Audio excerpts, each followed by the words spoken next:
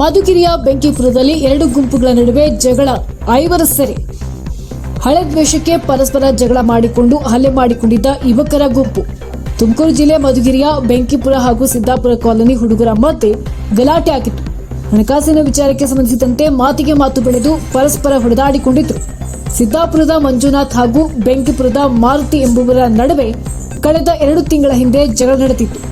ಹಳೆ ದ್ವೇಷದಿಂದ ಬೆಂಕಿಪುರದ ಮಾರುತಿ, ಆದಿ, ಶಿವ, ಪುನೀತ್, ಸೀನು, ಮಂಜು, ಮೇಸ್ತ್ರಿ ಸೂರಿ ಒಟ್ಟು 7 ಜನರ ಗುಂಪು ಕೊಲೆ ಪ್ರಯತ್ನ ಮಾಡಿದ್ದಾರೆಂದು ಆರೋಪಿಸಿದ್ದ ಗಾಯಾಳು ಮಂಜುನಾಥ್.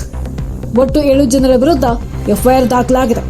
5ರ ಬಂಧನ, ಇನ್ನಿಬ್ಬರಿಗೆ ಪೊಲೀಸರು ಶೋಧ ನಡೆಸಿದ್ದಾರೆ.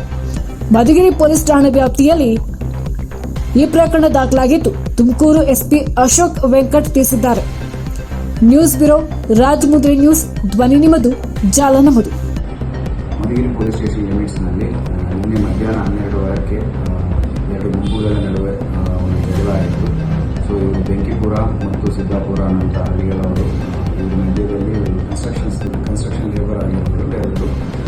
ಇವರು ಹಣಕಾಸಿನ ವಿಚಾರವಾಗಿ ಇವರೆಲ್ಲ ಜಗಳ ಮಾಡಿಕೊಂಡಿದ್ದರು.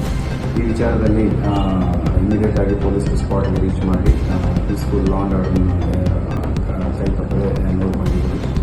ಒಂದು 109 BNS ಸೆಕ್ಷನಲ್ಲಿ ಎಫ್ಐಆರ್ ಮಾಡಿಕೊಂಡು ಟೋಟಲ್ 7 ಜನ ಮೇಲೆ ಎಫ್ಐಆರ್ ಮಾಡಿದರು.